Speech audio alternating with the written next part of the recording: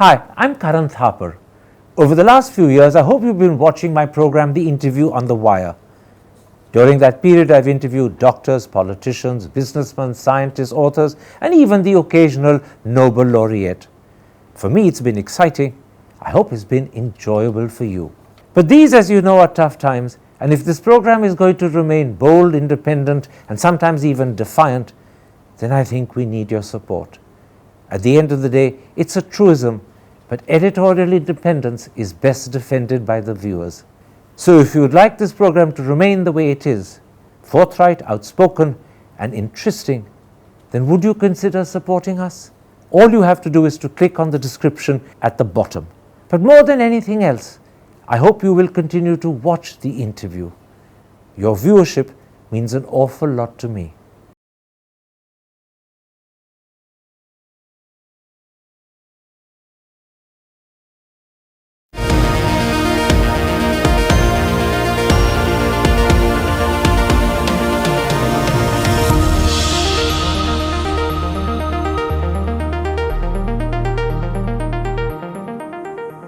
Hello and welcome to a special interview for The Wire. How should we view the recently unveiled superseding indictment in America, which alleges that an Indian government employee, an Indian government servant in fact, has been attempting to assassinate an American citizen on American soil? Joining me to answer that question is someone whose knowledge, experience and understanding of these affairs is unsurpassed. He's the former head of R&AW and the author of Spy Chronicles, Amarjit Singh Dulat. Mr. Dulat, let's start with the recently unsealed superseding indictment, which is the key document behind the allegation that an Indian government employee, in fact an Indian government servant, has attempted to kill an American citizen on American soil. Now you've read that indictment, so let me start by asking you, do you view its contents as facts, or do you tend to view them as fiction? Well, let me say it's pretty good fiction. And at the outset, I would endorse what our foreign minister has said. This is not our policy. We don't do these things. And I said this when the Canadian issue came up as well, Nijjar's killing. And I thought the Canadians handled it clumsily. Of course, the Americans are a different kettle of fish. And let's focus on the Americans, not the Canadians. What gives, no, that's right. What gives the American account credibility is that our foreign minister has also announced that a committee was being set up to inquire into the allegations. So that means that we are conceding some ground, that, okay, we'll look into it. In fact, can I interrupt and point out that there's a contradiction between the two things our foreign minister has said? First of all, he says this is not our policy. He couldn't conceivably have said anything else. He couldn't have turned around and said, we do this all the time. So when he says this is not our policy, that's a denial that lacks a certain amount of credibility. On the other hand, having said it's not our policy, if he then proceeds to institute a high-level inquiry, that sort of questions the extent to which, in fact, the denial is a real denial. So there's a contradiction between the two positions. There is a contradiction. But coming to what is conceivable, there is nothing more that I can also say. You know, having served in the organization, having spent almost 35 years in intelligence, that this sort of thing never happened. Again, can I point out, when as a former head of RAW you say this sort of thing never happened, it's to be expected you'll say that. You are not going to turn around and say to me, we've been killing off people slowly and steadily for years and decades. But the point is, whether you believe it or not, or the viewers believe it or not, this never happened. Let's then come to the point you made, because I think it's important. You said there was a certain amount of credibility to the details that the Americans have put into the indictment. I'm repeating it because those were your words before you finished. That's right. Because the government has agreed to appoint a committee to look into this. So there has to be something somewhere. Absolutely. Yeah. So then let's examine. As they say, even fiction has to be based on some facts. So. Well, let's keep not harping on this as fiction. Let's accept that this is an indictment that is presented in a court of law, which has the backing of the United States government. It has been raised innumerable number of times by the United States government with our own officials. Let's give it the credibility it deserves. Let's then explore Fair enough. Okay. Fair enough. Okay. Let's then explore the details of that indictment. The indictment says that the assassination attempt was initiated by someone referred to as CC-1. This indictment called CC-1, and I'm quoting, an identified Indian government agency employee who has variously described himself as a senior field officer with responsibilities in security management and intelligence. He also served previously in the Central Reserve Police Force. More importantly, and I'm underlining this, the indictment says CC-1 was employed at all times relevant to this indictment by the Indian government. He resides in India and directed the assassination plot from India. As you hear that, does this suggest the Indian government itself is behind CC-1? Or could CC-1 be a rogue actor? See, this is a very difficult question to answer. Normally, I don't think he would be a rogue, but he's a very clumsy fellow, this CC-1. And he's been fairly well described, senior field officer, which we have in the R&AW. But normally we don't get them from the CRPF. They grow in the system and they learn about the system.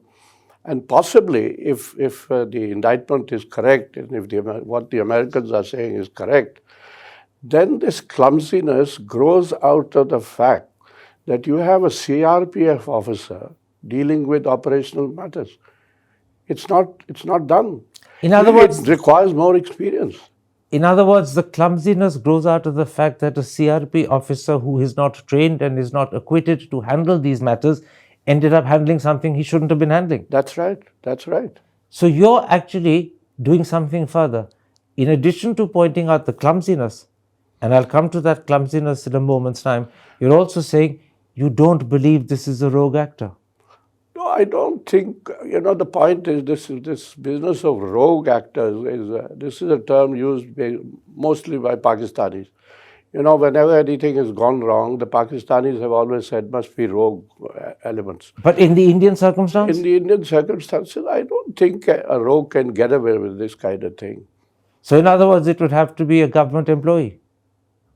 Well, he's described himself as a government employee. And you accept that? And he says he's a senior field officer. And you're accepting that? I don't know what else to accept. Let's go a little further. But there's a fascinating character in this anyway. Let's go a little further. CC-1 in turn recruited an individual called Nikhil Gupta, who's now described that is the fascinating person. Okay. And this gentleman, Nikhil Gupta, is described in the indictment as an international narcotics trafficker. Now, the indictment says that Gupta faced criminal charges in Gujarat, which CC-1 said would be waived and dismissed if Gupta arranged the murder.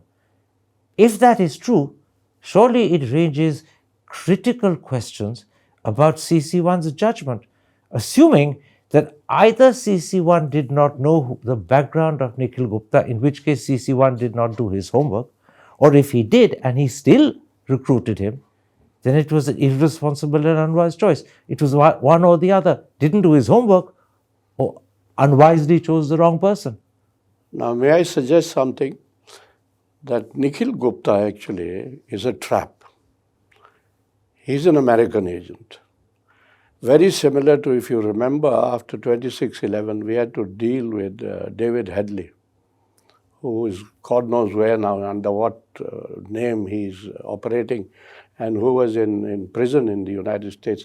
Exactly the same background. He was a DEA operative. He was working for the Pakistanis, he was working for the DEA, and ultimately working for the CIA. And I think Mr. Nikhil Gupta is identical to David Headley. In other words, by recruiting Nikhil Gupta, CC-1 walked into a trap. Absolutely. Absolutely. Now, how is it that Nikhil Gupta could... Except that Nikhil Gupta is an Indian. If the Americans had all this gel, all this dope on Nikhil Gupta, how was he allowed to come to India? But he's an Indian citizen. Yes, but if they knew what he was up to, they would have nabbed him.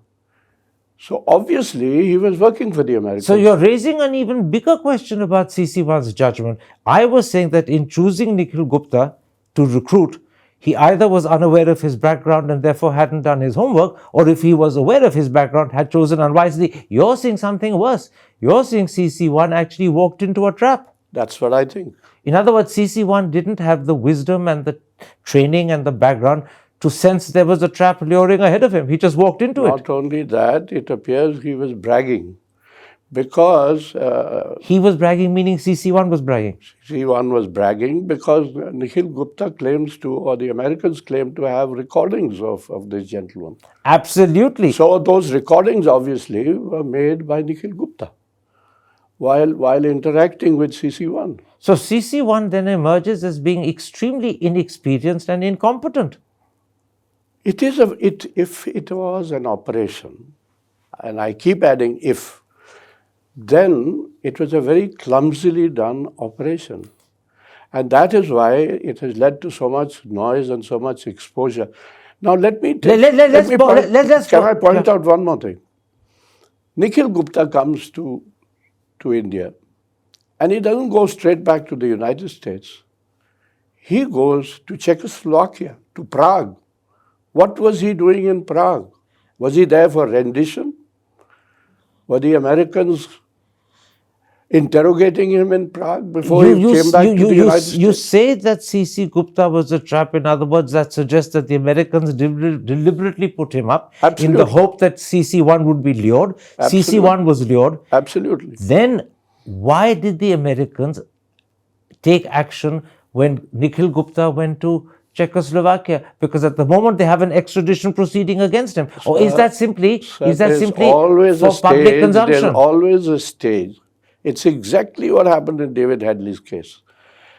Ultimately, there came a stage when the Americans had to lock him up because he knew too much and he could talk too much. So they locked him up. So in other words, Nikhil Gupta is being extradited because he knows too much. Absolutely. In other words, the Americans are putting him out of harm's way before he reveals things he shouldn't. Absolutely.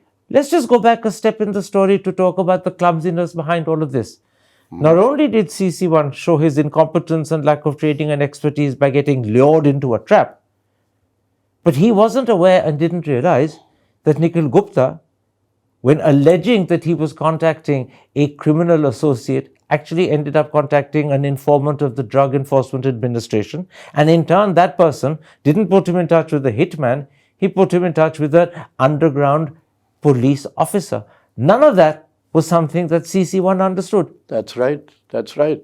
That's what I'm saying. CC-1 thought he was recruiting somebody very valuable, somebody very big, which is Nikhil Gupta. But Nikhil Gupta, in my reckoning, in my experience, is obviously an American plant. So the Americans were luring CC-1. This was targeted at actually luring CC-1. Absolutely.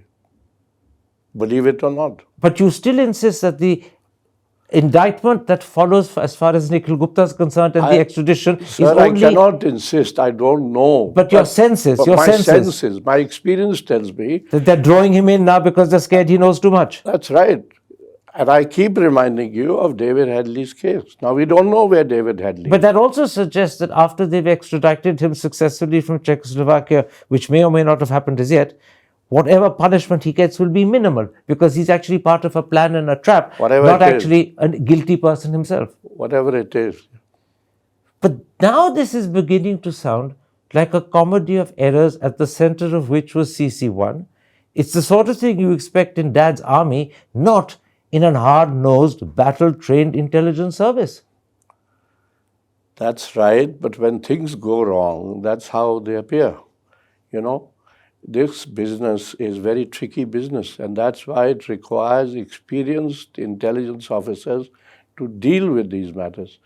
You know, I don't know who CC-1 is, and I should not know who CC-1 is, but if he has a background from the CRPF, and he's not been long enough in the R&AW, and he's the one who's being targeted now, then it's a sad story. You say you don't know who CC-1 is, I should not know. You should not know, or you do know? Which of the two? I don't know, and I should not know. I'm out of the business. But this is my sense. This is what my intelligence training... Delhi drawing room gossip, and it's no secret, and that's why I'm sharing it in deliberate public with you. Delhi drawing room gossip seems to suggest that CC-1 could be, I underline the word could be, Samant Goel, the previous head of R&AW. Two things. He Because retired. people in the drawing rooms of Delhi, sir, don't know better. But number one, they think They it could don't be him know how because he. intelligence agencies function. But they say so for a couple of reasons. One, that he retired on the 30th of June, and these things happened somewhere between the middle of May and the end of June. And secondly, shortly after his retirement in September, Mr. Goel got Z security. That's why people say, and I'm underlining, it's a rumor, it's unspecified. But do you think it's possible? Samant Goel or the R&AW chief is not CC-1. No. You're sure of that? Positive. Absolutely sure. Tell me, how senior do you think CC-1 is likely to be, given the degree of bungling that he's done? He's been described, or he's described himself, senior field officer. How senior is a senior field officer? Equivalent to a deputy superintendent of police, a deputy secretary.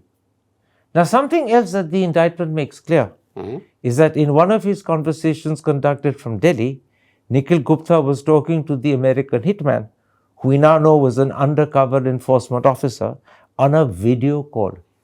And during that video call, he swiveled the camera around to show three other men sitting in the same conference room, and they're described as wearing business attire. Do you think it's possible CC-1 was one of those three? That's exactly what I mentioned earlier. This gentleman, whoever CC-1 is, has been bragging too much. And in our business, we don't brag. No, but the other thing that follows is that if CC-1 was one of the three who were captured in that call. I don't know if he's one of the three. But if he was, the Americans know who he is. They have his picture. Definitely, definitely. If he's provided his own picture, they would have his picture. In which case, and the Americans have much more than we know. I'll come to that in a moment's time. But if the Americans have his picture, it's only a matter of time before they force the Indians to say, name him and hand him over to us. I don't know if it'll go to that extent, because, you know, one of our wiser colleagues recently said that this matter can ultimately be sorted out across the table. Well, that's another matter. We'll come to that later. But at the moment, the one thing that we're agreeing upon is that if one of those three people who was captured in the video call is CC-1, then I don't think, I know, I've got your question. I don't think it'll go that far. This is my... It won't go so far as the man being extradited, but the Americans know who he is. That's something you're also agreeing with. Yeah, they would know, obviously. Now, even without his photograph, they would know who he is. Maybe they have his photograph. They would have other means of... maybe Nikhil Gupta could have provided his photograph. I want to try and explore with you how much it is that the Americans know. Clearly, you're saying to me, Nikhil Gupta... Let me finish the question, then you answer. Clearly, you're saying to me, Nikhil Gupta was a trap. Clearly, you're saying that Nikhil Gupta, because of his contacts on the American side, was able to provide not just a drug enforcement informant as a go-between, but also a hitman who actually is a law enforcement officer. That does suggest to me, and this is the question I'm asking you, that does the DEA know an awful lot more about Nikhil Gupta than has been made public and than we know about what they know? For sure. Not only the DEA, but the CIA and even possibly the FBI. Now, we know that the FBI director is arriving here one of these days. He's arrived. He arrived yesterday. Okay, he arrived yesterday. The point is that we are told that his visit had been planned much earlier. Possibly right. But this matter will certainly come up again. Absolutely. But what you're saying is that the DEA, the CIA, possibly the FBI, all three know a lot more than we in India know. I'm only mentioning the FBI because the FBI director is coming. Absolutely, Otherwise, but my question is a different one. You're saying that all three American agencies know more than we know. For sure. Which means that there could be further nasty surprises waiting for us in India. No, I think the surprises would be over. This matter has been thrashed out between the national security advisors, between... Well, no, let's not jump the guns to claiming it's been thrashed out. We'll come to that later. Let's go step by step.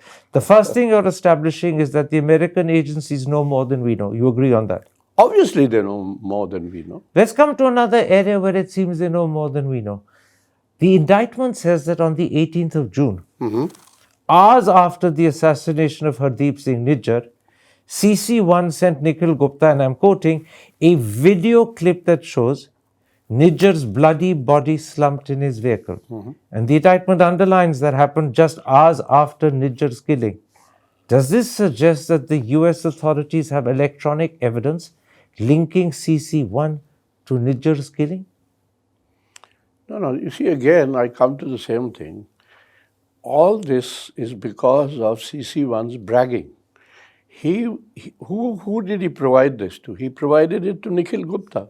And who is Nikhil Gupta? Nikhil Gupta is an American agent. Either you accept that or you don't accept it. Absolutely, but I'm raising a different part of the story. Clearly, in providing, let me finish. Clearly, in providing the video clip to Nikhil Gupta, CC-1 was bragging to Nikhil Gupta. I'm talking about how do you think not Nikhil Gupta, but CC-1 got the clip in the first place? If he had the clip of Nijjar's bloody body slumped on the vehicle steering wheel within hours of the killing of Nijjar, does that suggest that the US authorities have electronic evidence connecting CC-1 to the killing? Otherwise, how did he get this video within hours of the killing? This is difficult to answer, but it's all connected, I think. There is a connect, and that's why I began by saying that the Canadians have also handled this very clumsily. But let's leave the Canadians out. Let's stick to the Americans. We can't you've come to the Canadians. We'll come to them later, but let's go You mentioned Nijjar. I will, but let's take it step by step, otherwise you'll confuse the audience. I'm going back to this critical question. If CC-1 got a video clip of Nijjar's body slumped, bleeding over the steering wheel within hours of Nijjar's death, does that suggest a connection, an electronic evidence connection between CC-1 and Nijjar's killing? The evidence, instinctively, what I feel is the evidence would again be provided by Nikhil Gupta. But hang on a second, the evidence was given to Nikhil Gupta, so how did he provide it? To the Americans. So Nikhil Gupta provided the evidence to the Americans. Who sent it from America to CC-1? No, nobody sent it from America. How did CC-1 get it? How did CC-1 get it? Well, I don't know how CC-1. That's what I'm saying. Please think carefully about the question I'm asking. The fact that CC-1 had a video clip within hours of Nijjar's killing, of that killing, does it suggest that the US authorities have electronic evidence linking CC-1 to Nijjar's killing? It must. I don't know if they have electronic this thing, but the video. Yeah, somebody has a video, obviously. And that video got to Nijjar within hours of the killing. Yeah, so maybe CC-1 has that video. Absolutely, but you're still not listening to my question. Please listen to it carefully. I am listening to your question. Nijjar's killing's video got to CC-1 within hours of Nijjar's death. Clearly, someone who killed him sent that video to CC-1. If that is the case, does it not link CC-1 electronically to Nijjar's killing? Whoever killed him. The question here is... To whoever killed him, it does link it. You're saying that? Possibly, could be. I'm not... But there is a related issue which I keep raising and you keep stopping I'll come to the Canadians now. But let's take it stage by stage. Okay. So we've agreed now that the fact that CC-1 got a video of Nijjar's killing within hours of Nijjar's killing connects CC-1 to whoever killed I'll have Nijjar. to end up saying that CC-1 is a rogue, Well, you can't. You've already admitted that he's a government servant. Now you're saying he's a rogue because of the connections. But he can be a government servant, but he can still be one hell of a rogue, Well, yeah. Anyways. Let's look up to the Canadian thing. We've established two things. Number one, the fact that CC-1 got the video of Nijjar's killing within hours of Nijjar's killing clearly suggests that whoever did the killing sent it to him, or someone very close to the killer sent it to him. Okay. Yes, you agree? Yeah, possibly. Okay. In that case, doesn't this also support the claim Trudeau made? That was what you were suggesting. Trudeau was drawing a link between Nijjar's killing and the Indian side. Now we have a link between Nijjar's killing and CC-1. Doesn't that support Trudeau's allegation? See, my point is a little different. And I said this, But first answer mine before you go to yours. Doesn't it suggest that Trudeau's point is corroborated or at least supported? I don't know how it's supported, but I think the Canadians... If an Indian official has a video of Nijjar's killing within hours of the killing, doesn't it support Trudeau's allegation that there's a connection between India and the killing? The point I was trying to make, and I'm still trying to make, and I'll continue to try, is that the Canadians handled this very clumsily. Firstly, these things are not talked about in the House of Commons when this thing. Secondly, if the Canadians had knowledge, prior knowledge, like the Americans had about this fellow Pannun. Now, if the Americans had prior knowledge, then how did they allow Niger getting killed? Why didn't they provide him security? We don't know the Canadians had prior knowledge. What we do know, and I'm coming back to this. This is a presumption. Let's not come up with presumptions that aren't supported by any evidence. What we do know, and I'm repeating it because I think it's critical, and I know I've gone on and on about it for about 5 minutes. We do know two things. CC-1 got a video of Niger's killing within hours of the killing. And you've now accepted that would have had to come either from... That's what you are saying. So, yeah, obviously. You accept it? No, you are saying this. And are you accepting it? Well, obviously, if you have information, you have knowledge about it. No, it's not my information. I'm saying, does the connection suggest? Yeah, obviously the connection suggests. Right. Fine. Right. In which case, does it not also support what Trudeau is saying? Trudeau is saying there's a credible allegation, his words. But why haven't the Canadians provided evidence? Because they don't want to betray in advance what was part of an American indictment, because they would have corrupted the indictment. They had to keep quiet till the indictment was unsealed. So obviously they had prior knowledge, which brings me to my next question, which I've asked you. Why could they not provide Niger security? But I don't know the answer to that. No, neither do I. Yeah, but that's a question beyond the remit of our conversation. We don't know what the Canadians did. What we can explore is what we've been told by the American indictment. And I'm repeating it again. Carry on, sir. Okay. Two things have been established. The fact that CC-1... This is a good interrogation. Yeah, but the fact that CC-1 had a video of Niger's killing within hours of Niger's killing suggests either the killer or someone close to the killer sent that video. Okay. Agreed. Secondly, when Trudeau says there's credible allegation of India being involved in some way in Niger's killing, if an Indian government official had that video, it tends to support what Trudeau is saying. Possibly, yeah. Agreed. We agreed on both. Now, let's go to the next stage. Because the next stage is equally disturbing. The indictment says that for weeks, and I'm quoting, Gupta engaged in a series of electronic and recorded communications, first with the criminal associate, who we now know was an informant and a snitch, and then with the hitman, who we also know was a law enforcement officer. That's right. By phone, by video, and by text messages. That's where the FBI messages. comes in, possibly.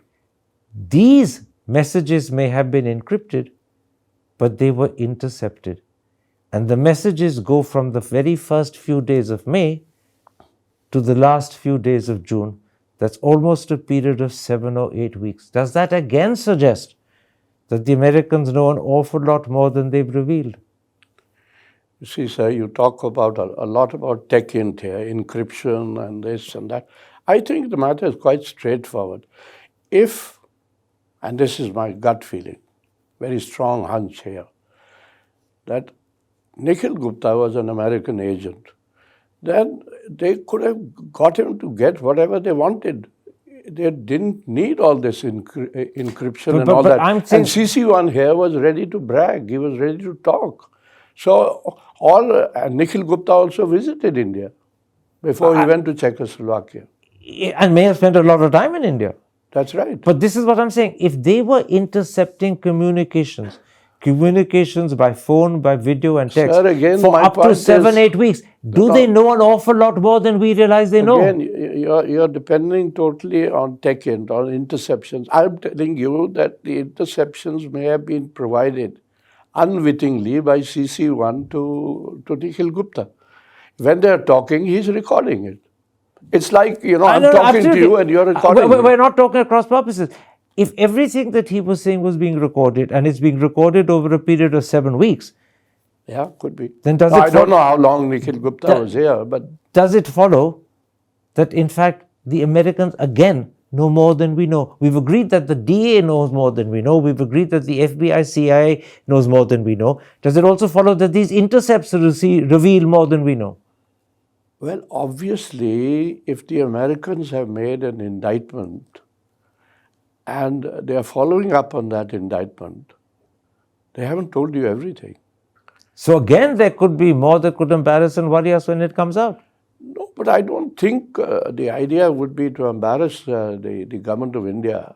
I think it depends upon how cooperative the government of India is. The idea would be, if whatever we are talking about is correct, the idea would be to send a message that this is not acceptable. This is not on. And that message has come across very strongly. Obviously, it has. But I'll come to the message in a moment. That is why the foreign minister has said, we will appoint a committee to look into it. I'll come to the message in a moment's time. Let's first pursue the present line of questioning a stage further. If all the messages are intercepted, if all the conversations are recorded, doesn't it suggest that our communications are far from secure? No, how can my communication be secure if I'm talking to you like this and you're recording me? How can it be secure? It's not Mr. Dulat, it's not just conversations face to face that were recorded. Let me quote. Look, please listen. Gupta engaged in a series of electronic and recorded communications by phone, by video and text messages. All of those have been intercepted, not just face to face. No, they That's have what not I'm been. saying. Again, I come to the difference between what you're saying and what I'm trying to say is, you are insisting they've been intercepted. But the American indictment says so. Yeah, I'm saying they are being provided by Nikhil Gupta to the Americans. Maybe. He has done it for them. But it's not just that he provided it, but when he provided it through phones, through text messages, through videos, those were presumably encrypted communications. He may be willingly offering information, but the method was encrypted. That method was intercepted. If you want to make it sound more spooky, yeah, it could be encrypted. That's why I ask, if it was encrypted, doesn't it suggest that our communications, even when encrypted, are not secure? Yeah, a lot of communications are not secure these days. Doesn't that worry you? We need to work harder on cyber security. Encryptions all over the world are not secure. I mean, let me put it like this: possibly the Chinese are the most difficult to get into because of their language and whatever. But encryptions can be hacked. Can we in India get into FBI and CIA encryptions just as easily? I don't know.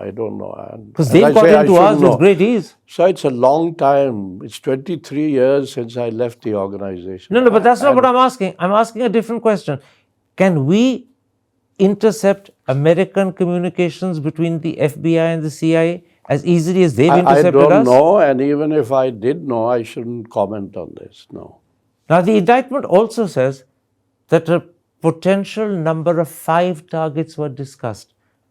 One in New York, presumably Pannun, another in California, 3 in Canada. In fact, at one point in the indictment, Gupta says, and I'm quoting him, we will give every month 2-3 jobs. Underline that. Every month 2-3 jobs. That doesn't sound to me like a one-off. It sounds very much like a campaign of assassination. So my question, sir, is who briefed Nikhil Gupta to say exactly that? The Americans. They fed him this. Well, that's your assumption. Beg your pardon? That's your assumption. Of course it is. But I think it's a pretty good assumption. Either you accept what I'm saying, that he's an American agent, or then whatever I'm saying is bunkum. But you're absolutely convinced that Nikhil Gupta is an American agent? I am absolutely convinced that he is, yes. And that is what my training, that's what my experience tells me, and that's, I keep repeating, that is, he is a parallel to David Hadley. Then explain this to me. Yes. Not only was CC-1, and forgive my colloquial language, foolish, stupid, inexperienced and untrained and lured into a trap. That's right. Why did the Americans want to lure CC-1 into a trap? Because they wanted evidence. Of what? Of what the CC-1 was up to. Whether he was a rogue or whether if he was... Hang on a second. What do they think, or what did they think he was up to that they wanted to entrap him? Because obviously... Because remember, the entrapment happened before Nijjar's killing, not after. Yeah. So that's why I keep repeating that the Canadians have been sloppy.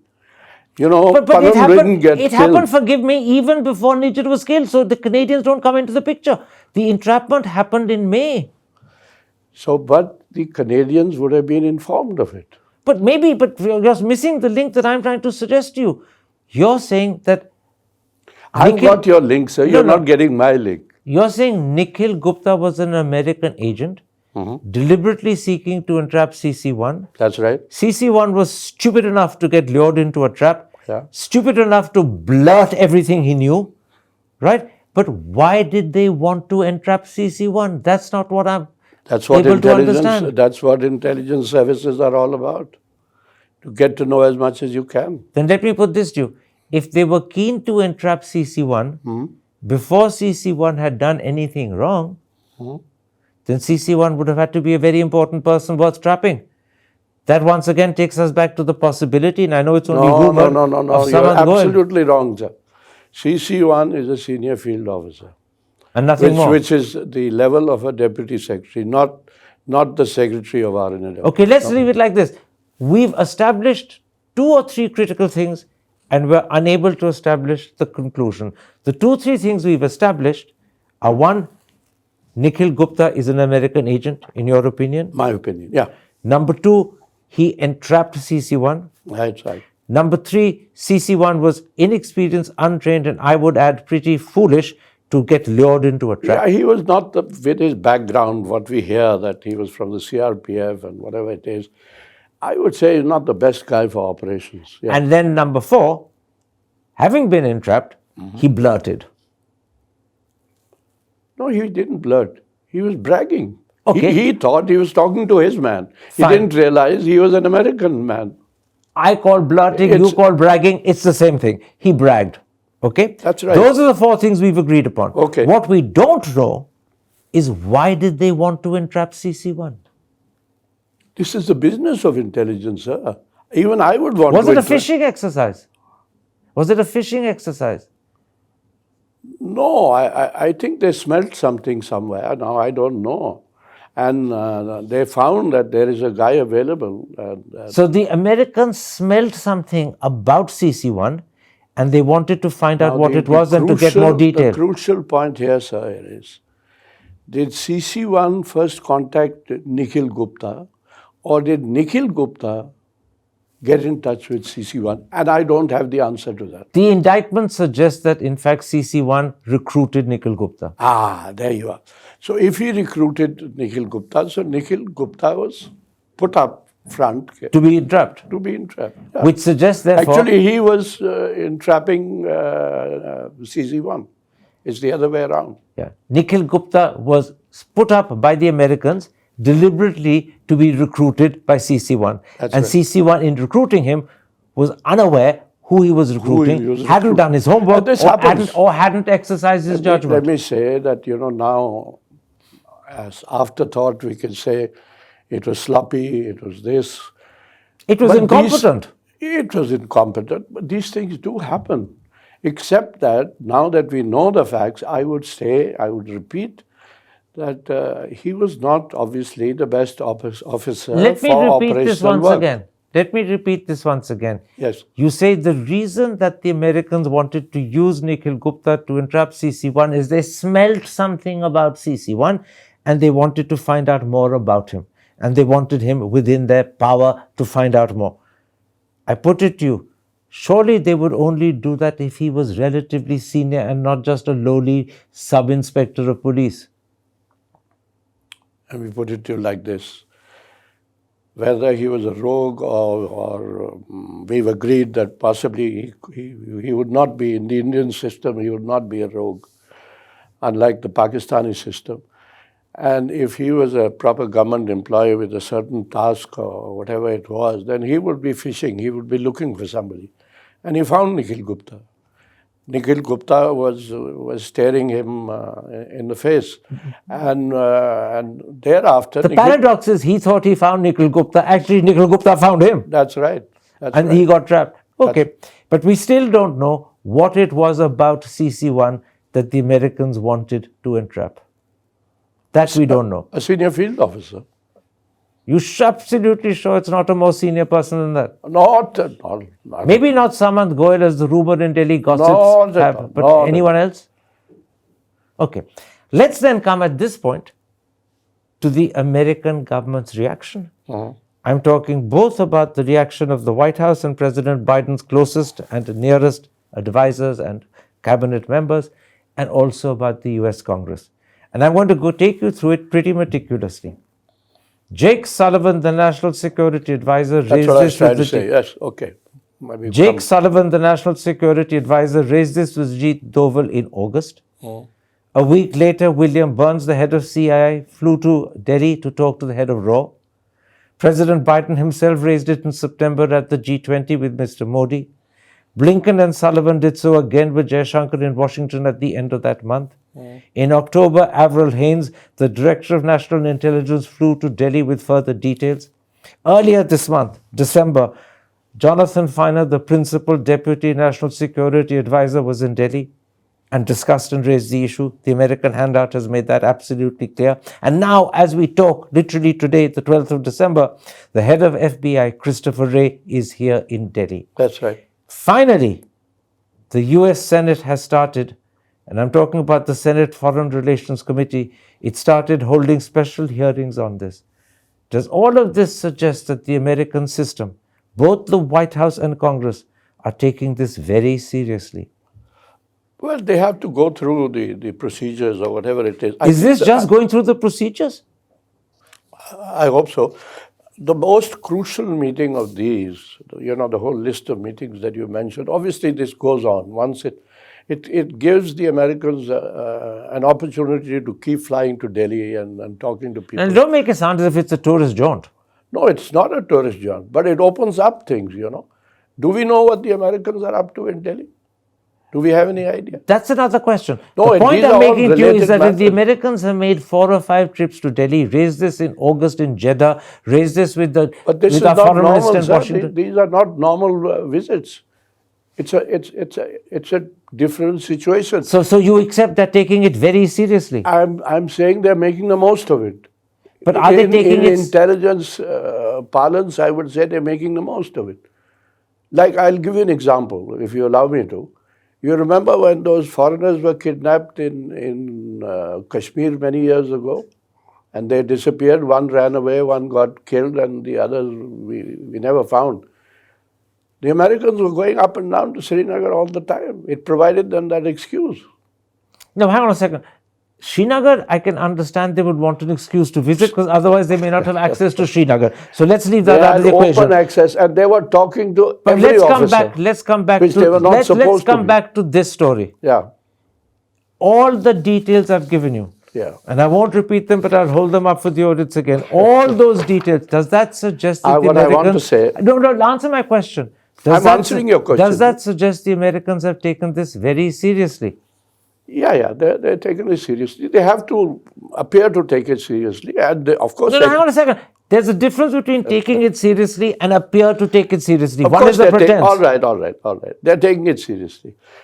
The point I want to make here is in this whole list, the significant meeting is the meeting between Jake Sullivan and Ajit Doval. That would be a meeting of substance. Now, let me tell you, whatever people might say about Ajit Doval, he's not clumsy. He's a professional. So I think in that meeting, some understanding would be reached that, all right, this is the way forward. If this has happened, this is the way we should go. Well, hang on a second. That meeting happened in August. We are now 4 months later in December. That's right. Hang on a second. Since that meeting... But you said the indictment started before June or whatever it was. The process started in June, and in fact the details were aware to the Americans from June onwards. That's right. The American government probably found out about it after Modi's visit on the 17th or 18th of June. But the point is, if you think an agreement was reached between Doval and Sullivan in August, then why were all these subsequent meetings happening thereafter? Because there were about 6 more. Because it provides the Americans an opportunity to keep coming to Delhi and to give the impression that, they're asking more and more questions. What do you mean, give the impression? Again, you're suggesting there's a sort of pretense going on here. Why would they want to give the impression when in their hands they have an indictment that is in court? All right, there is a court case that's going to follow. These are very serious visits, obviously. Yeah. Let's come to the latest visit which is happening as you and I talk. I'm talking of the visit of Christopher Wray, the head of the FBI. That's right. The Indian spokesperson Arindam Bagchi has claimed that in fact the FBI visit was fixed over the course of the last few months. That's his claim. Fair enough. In contrast, the Indian Express says that Wray will be accompanied by the FBI legal attaché team, by the national security team, by law enforcement officials. And finally, the Hindu has claimed that the assassination plot to kill Pannun is likely to be at the top of the agenda. Do you really accept this visit by the FBI was set up months and months ago? Could be, certainly. But at the same time, I agree, whether it's at the top of the agenda or the bottom of the agenda, this matter is bound to come up. If the FBI chief is here, the FBI basically is, and that's why the law officers are coming, basically it's a law enforcement agency. It's not... An American law has allegedly been broken by an Indian government official. That's right. That's what we are presuming. That's right. The Washington Post says, and it's one of the most credible papers in the world, that when Sullivan met Doval in August, and I believe it was in Jeddah, this is what he said. I'm quoting the Washington Post. The United States needs an assurance that this would not happen again. To you, does that sound like tough language or just a gentle hint? This is exactly what I've been trying to say over and over again. And I said it just now, that meeting would be the most meaningful meeting. Yes, but is this tough language? Well, I suppose that's the way the Washington Post would like to put it. But no, listen to the words. The United States needs an assurance that this would not happen again. Those are Sullivan's words, according to the Washington Post. According to the Washington Post. Is it tough language? But yeah, obviously it's tough language. But whether those were the exact words used or not, we don't know.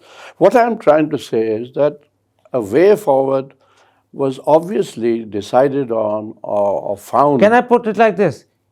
If they were not the exact words, or if they were imprecise and inaccurate, the Americans would have corrected it. When a form of language was used by an American newspaper in the case of Trudeau in September, the American spokesperson for the National Security Office in America immediately corrected it. No correction has followed in this instance. All right. So what you're quoting is one specific sentence, right? One quote that Jake Sullivan may have given the Washington Post or whatever it is. But this would be a long conversation between Sullivan and Ajit Doval. And I'm sure they're friends. They've known each other for a long time. Do you think they've been able to sort this out? Because as far as I can tell, the heat is not off the Indian government. Otherwise, the FBI man wouldn't be here. I think they are in the process, or they would have begun the process of sorting it out. What will they want? Now, that's a very difficult question to answer, and especially on camera. What do you think they'll want? They'll want their pound of flesh. Which is? In some way or the other, whatever way. Will they want CC? It's mostly armament related. And will they want CC-1's scalp? No, I don't think so. I think CC-1 will be forgotten, I think. Will they want him to be punished? I'm sure he'll be punished. Do you think he already has been? In the system, definitely he would be punished. Do you think he already has been? This whole story is correct. Do you think he already has been? Oh, sure. Do you think the Indian government knows who CC-1 is? Well, obviously, all the presumptions that we are going through, obviously they know who CC-1 is. He's described himself as a senior field officer. Yes, but there could be many. Do they know which precise person it is? Of course they know.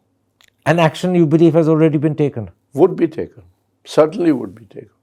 And should have been taken. So to you, must have been taken. So the man is toast. He is not going to get a Padma Vibhushan for this.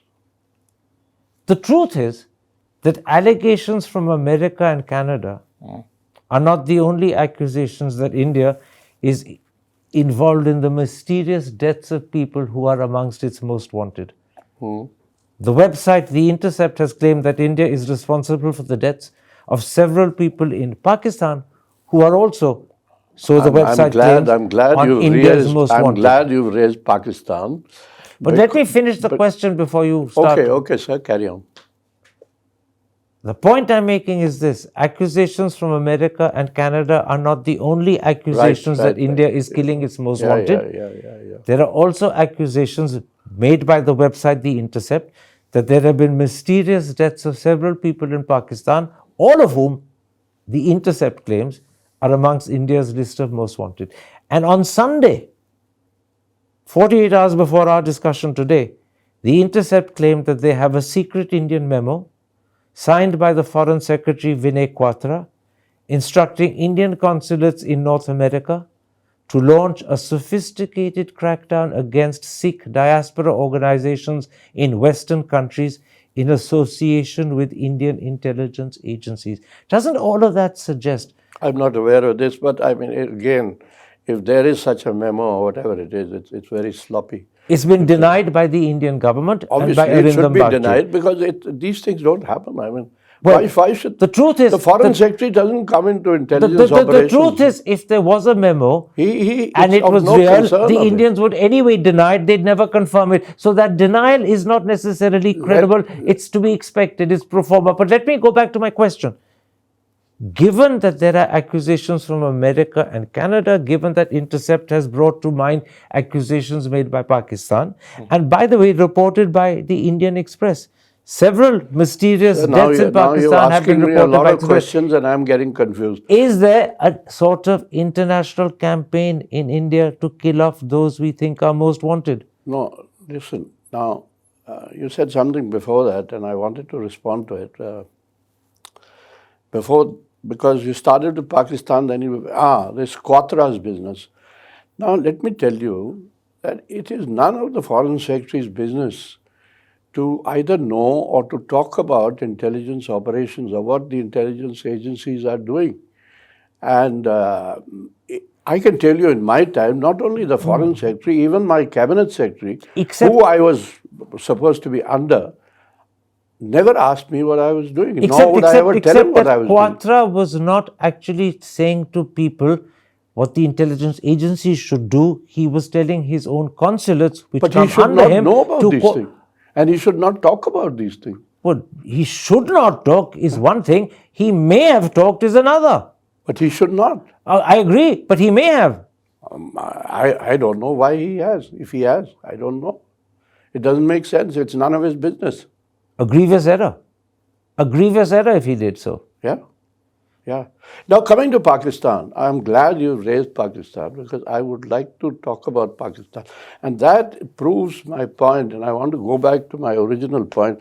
We don't do this. We've never done this. Now, let me tell you, Pakistan... Mr. Dulat, I have to say, as a former head of RAW, you are expected to say we don't do this, we've never done it, even if you've done it multiple times. That sort of pro forma denial doesn't necessarily sound credible to people who are suspicious. It may or may not sound credible to people who are watching this, but I am again reiterating that we never did these things. Nobody would ever approve these things. Listen. Would you seriously sit in front of me and say the opposite, that we've done this several times? Surely this is something you have to say. You're right. But I will presume I'm sitting here because I have a certain credibility. Now, let me tell you something, because I'm glad you raised Pakistan, and that will prove my point. In Pakistan, in Kashmir, which I followed for so many years, anybody who fell out of line or anybody who Pakistan thought was becoming too big for his boots was removed, got rid of. We never did this. Even Gilani Saab, who was a thorough nuisance and Pakistan's man in Kashmir, nobody touched him. Let me put to you stories that have appeared not once but twice, maybe 3 times in the Indian Express. The Indian Express has highlighted that there have been 4 or 5 mysterious deaths in Pakistan, often done by people on motorbikes who then can never be found or traced. And each of these, it emerges, are people who are amongst India's most wanted. The Indian Express story, let me finish. The Indian Express has not attributed any motives or any causes, but it's simply seen fit to report that these people who are amongst India's most wanted have died mysteriously in unexplained and unexplained circumstances. That is precisely what the Intercept story is saying as well. And all I'm asking you is this, given that there are also allegations that are similar in America, is there some sort of undercover, surreptitious, hidden and secret campaign to quietly do away with India's most wanted? I have no idea, nor should I have any idea. I wouldn't know. This is very different to saying we never do such a thing. Now you're saying I don't know. No, I wouldn't know. You're talking about a campaign today. I'm talking of 23 years ago. But, you know, if Pakistanis are being bumped off like that, the way you say a whole lot of people have been bumped off, then I must say Pakistani security is very, very poor. True. No, and let me say one other thing. The way now the Pakistanis should deal with it is the way the Americans and the Canadians have dealt with it. The other day, Mia Nawaz Sharif said he wants good relations with India. He was opposed to Kargil. So let him take it up when the time comes. Let him take it up. Well, let him get elected first and maybe he will. Let me put it like this. Yeah. You keep saying repeatedly that this is not our policy, we've never done it. Foreign Minister Jaishankar has said the same thing, and I have said to you that that is a pro forma reply because no official will say we've done this. The only thing Indian officials can say is we never do it, it's not our policy. Therefore, that denial doesn't necessarily carry credibility. Let me put this. I hope I carry some credibility. Which is why you're sitting in front of me. So that's why I'm saying. But let me put this to you. But the problem is that as a head of RAW, you'll never turn around and say, we've done this multiple times. You cannot in your position admit we do it. You have to say to me, we never do it. That's why I'm saying the denial lacks credibility. You're right. But since I keep repeating this, please, I'm repeating it for a reason. Which is? Which is that it never happened before. Hang on. Now there's an implication I'm going to pick up. It never happened before. You're just realizing an implication which I have been saying. I've said to you umpteen times that this never happened before. So has this become new policy in India? I don't know. Do you suspect so? No, if Jaishankar says it's not our policy. Well, Jaishankar has to say it. He can't turn around and say this is our policy. I don't know. Well, as I said, the Americans... It's the implication I'm picking up which you remarked on. The American allegations seem to have credibility, as I said, because of what Jaishankar has promised. I'll underline that. The American allegations seem to have credibility. I'm underlining it. You can underline it. Because Jaishankar says we are appointing a committee to look into this. Otherwise, he could have rubbished it like the Canadian thing. He'd be under terrible American pressure if he did rubbish it. In fact, he's probably under horrible American pressure even now, even though he's announced a high-level committee. Yeah, we are under American pressure sometimes without anything happening. Remember something, it's not just the announcement of the committee that the Americans want. They want that committee to find results. They want the people who are guilty to be punished. They want to see that action taken effectively. All of that still has to happen. But let me put this to you. Committees take a long time. Well, if they take too long, it will again lack credibility. Let me come back to this.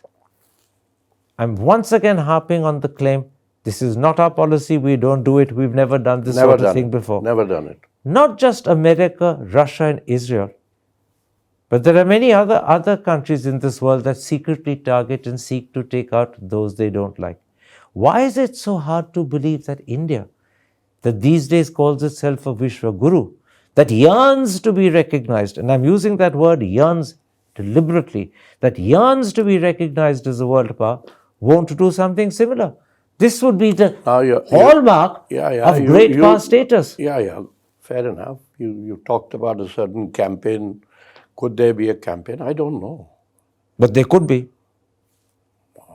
As I said, I don't know, and I should not know, and I would not know.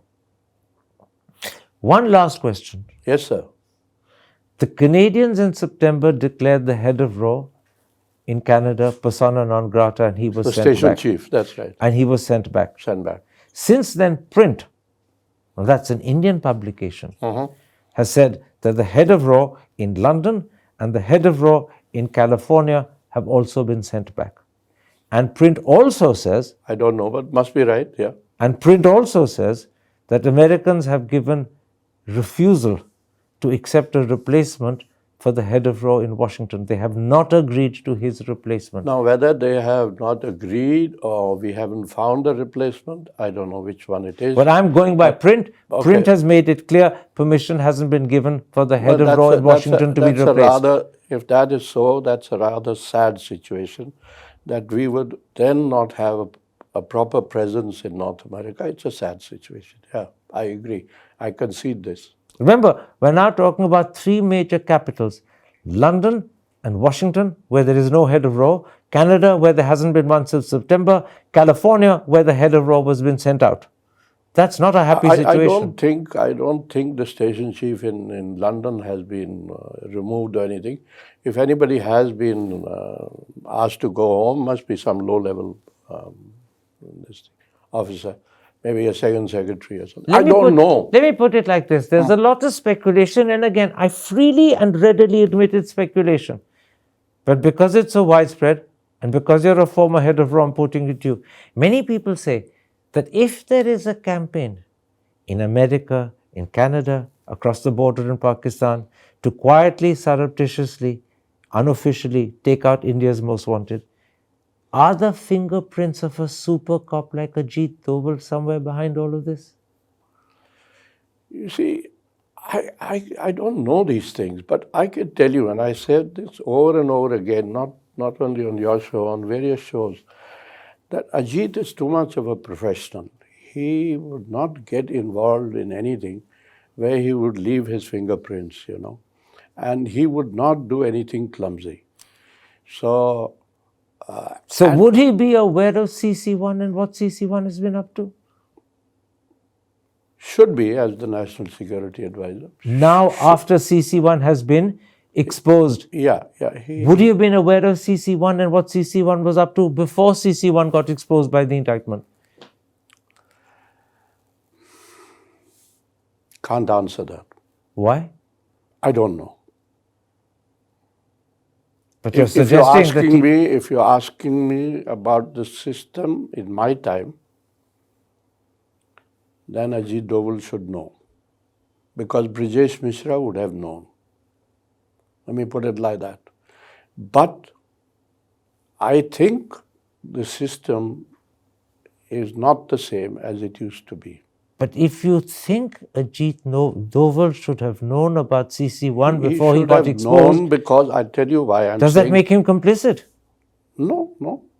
But if he knew what CC-1 was up to and didn't stop him, the approval may have come from elsewhere. I don't know. I mean, even higher up. Higher up or laterally or here or there. I don't know. But that means someone at the top, either at the level of Ajit Doval or higher, would have known what CC-1 was up to and therefore be complicit. Not at all complicit. But? I again quote Brijesh Mishra. Whenever there was something like this, it would be in his knowledge, it would be brought to his knowledge. Sometimes he agreed, sometimes disagreed. But hang on a second, let's go back to CC-1. If either Ajit Doval or someone laterally at his level or someone above him was aware what CC-1 was doing and didn't stop CC-1. Do you want the answer? I've told you already that in normal circumstances, in the system that I knew, in the system as it used to work, Ajit Doval should have known. Quite right. Yeah, but he was not. That doesn't make him complicit. Because the man above him could be. I don't know who. Or laterally. Or below him. But hang on a second. If CC-1 and what he was up to... let us say... No, but let me finish. If CC-1 and what he was up to was known to Ajit Doval and Ajit Doval didn't stop it... It should have been known to Ajit Doval. And if he didn't stop it, what does that mean? He approved. Maybe things are already happening. But if he didn't stop it... too late. Hang on a second. If he didn't stop it, did he approve? approve? I've often quoted, let me give you an example. Now you'll say I'm going off the track. But when 26/11 happened, let me just remind you, I was of the firm belief it could not have happened without Musharraf's knowledge. although Musharraf was not Yeah, there. let's come back to India. Yeah. If Ajit Doval was aware and didn't stop Should it, have been aware, yes. In the system, he should have been aware. and if he didn't stop it, what does that mean? Maybe he couldn't stop it. Maybe it was already, the process had already You mean begun. he found out too late? Maybe he found out too late. Maybe he was told too late. I don't know how the system is working today. I'm telling you of my days. Let me That's put it why I like this. keep mentioning Brajesh You've Krishna. raised, undoubtedly in a very clever way, but nonetheless you've raised critical questions about how much Doval knew and how Doval acted or why he didn't act to stop Doval would it. not Those be- questions have been raised. Doval would not be complicit in this kind of rubbish. No. No, but leave the word complicit out because it carries overtones. Because you Aware. said complicit. No, I said hang on. The point that you've agreed is that if the He should system have known, worked, yes. he should have been aware. He should have been aware. And if he At was what aware, stage, I don't know. and if he was aware and didn't stop it, that raises questions. Now you're asking me questions about the functioning of our system today, which I'm not aware of. And I can't answer. Even if I was aware, I can't answer. But I'm not aware of it. My last question. Yeah. The system today is very different to the system you worked in 20 years ago. Apparently, yes. Are you dismayed at the way the system is functioning today? I can't comment on that. I Why? can't. Why should I be dismayed? You yourself said. I mean, Well, there are cock-ups galore happening. Yeah, but India is rising everywhere all Is the this time. a cock-up that worries you? Yeah, as an intelligence officer, certainly it worries me. It's And- sloppy. It's sloppy. It's definitely sloppy. If it was an intelligence operation. And it's not befitting Ajit Doval's handling. He's better How many than this. times would I repeat this? That Ajit would not be involved in this kind of No, thing. but as you said- he should have knowledge of it, but he would not be involved in this kind of thing. I don't understand how you can have knowledge of something and not be involved in it. Well, I have knowledge of a lot of things that go on at home, but I may not be in total agreement. If you are the head of something and national security advisors are, and you're aware of something happening which you don't approve of, you stop it. If you're aware of something happening and you don't stop it, it follows you are in approval of it. Not necessarily, no. What's the third? You just got to know about it. You were just told about it. And then you'd have made every effort to stop it immediately. I don't know. And when the Americans found out about it, you'd have made a clean breast and said, yes, I'm terribly sorry, this How is a can horrible he mistake. make a clean breast? Well, someone's got Like to. you said, how can I make a clean breast? You're telling me, who was 23 years old in the system. We've gone around in circles. The point is, how can Ajit Doval say that, we did all this? He would have said that, I you take brought your this point. to our notice. Even if we did all this, or even if he was only aware we were doing it but wasn't personally involved in the doing of it, would he still can't not- admit to it. He won't admit to it. That's it. That's Professionally, he has to keep denying, even if he knows the denial is not the truth. Right. I agree. All right. At that point, when we agree, let's end this discussion. You've made a few things crystal clear. I'll simply repeat them for the audience because I think it's important. You won't repeat what I've said, but you'll No, repeat. I'm repeating what you said precisely. Number Okay. one, that Nikhil Gupta was an American trap. Number two, that CC-1 walked straight into a trap.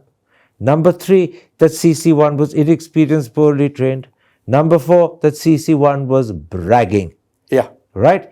More importantly, what we can't fully understand is why did the Americans want to entrap CC-1? But clearly, as you said, they smelled something about him. intelligence. That's our business. you know. And that's our business, and they smelled something about him. And then you said, in a normal system, if it functioned as it functioned when you were there 20 years ago, Ajit Doval would have been in the know, Would have known. would have known. And what we don't Or know... let's say should have known. and Anyway, we- would or should. Yeah. And what we don't know is what he did about what he knew. We don't know. Right? And neither should we know. Mr. But his meeting with Jake Sullivan in August that you mentioned, that is the significant thing. And that will get things moving further. And this matter, I'm sure, will get sorted out. All right. And things have moved very fast since then because there have been multiple visits, including the FBI person who's in Delhi, as we talk. This matter will get sorted out. Let's hope so. Mr. Dulat, thank you very much for this interview. Thank you, Mr. Thapar. Always a pleasure. Hi, I'm Karan Thapar. Over the last few years, I hope you've been watching my program, The Interview on the Wire. During that period, I've interviewed doctors, politicians, businessmen, scientists, authors, and even the occasional Nobel laureate. For me, it's been exciting. I hope it's been enjoyable for you. But these, as you know, are tough times, and if this program is going to remain bold, independent, and sometimes even defiant, then I think we need your support. At the end of the day, it's a truism, but editorial independence is best defended by the viewers. So if you would like this program to remain the way it is, forthright, outspoken, and interesting, then would you consider supporting us? All you have to do is to click on the description at the bottom. But more than anything else, I hope you will continue to watch the interview. Your viewership means an awful lot to me.